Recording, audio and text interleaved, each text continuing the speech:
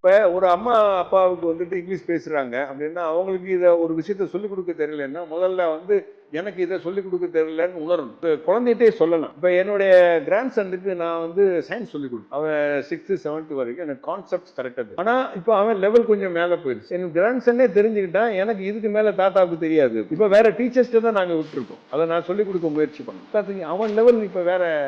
இனி அவன் ஐஐடியில் நுழையணும், அது நுழையணும். நான் சாதாரணமான ஒரு கிராமத்துக்காரன். இதை நம்ம உணர்ந்து நமக்கு என்ன தெரியும் அதை நம்ம சொல்லிக் கொடுக்கணும். தெரியாத இடத்துக்கு தேடி எங்க கரெக்டா கிடைக்குமோ அங்க புள்ளி கொடுக்கும். சில சமயத்துல பக்கத்துல கிடைக்குதான்னு பாக்குறேன்.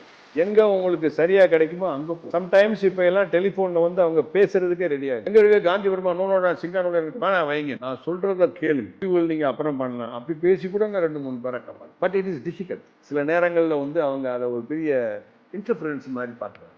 நம்ம ஒரு நல்ல எண்ணங்களோட பண்ணிட்டு இருக்கோம். இது ஒரு பிசினஸ் கிடையாது.